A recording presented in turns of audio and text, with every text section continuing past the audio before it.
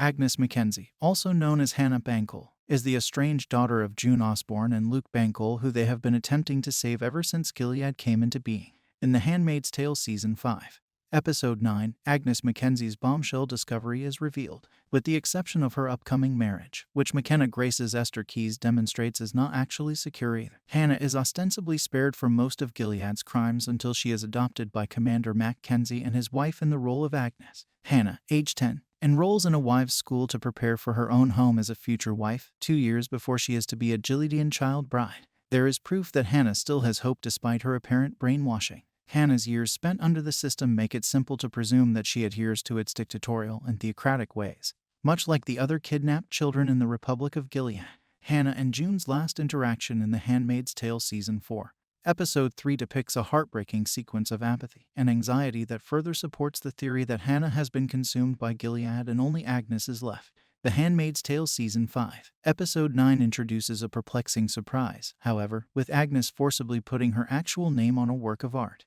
This proves that Hannah may not have forgotten all about her history and that there is still hope for the Bankels' reunion for the series' conclusion. Hannah's act of defiance against Gilead and its control of her person essentially works as the reason she breaches the law only to sign her artwork with a name she isn't allowed to use. This is a homage to her Agnes character in Margaret Atwood's book The Testament.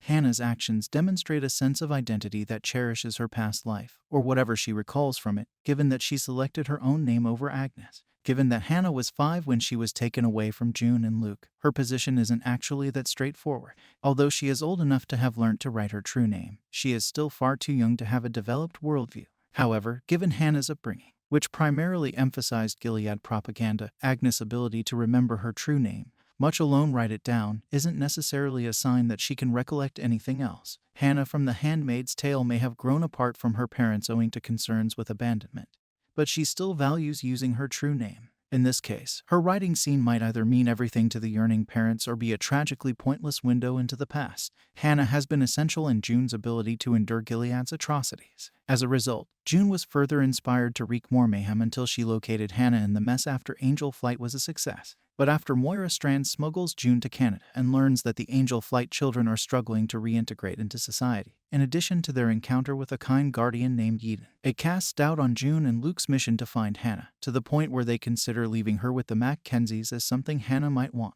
In the end, Hannah has built a new life in Republic of Gilead from The Handmaid's Tale, and it may be deemed harsh to take it away from her. This strategy, however, is short-lived since Gilead continues to be an exploitative state that corrupts everyone who lives there. As The Handmaid's Tale progresses, June and Luke reassemble with a more ferocious desire to win Hannah's return, as long as it gets her out of a nation where women are considered the legal property of males. The effects of her predicted culture shock will just be a brief inconvenience worth bearing. If Hannah's writing is any indication, it's that she doesn't belong in Gilead. No one does, and that holding out for even a little chance of a reunion is preferable than accepting her destiny as a housewife. Thank you for watching. Please don't forget to comment, subscribe, and give us a like.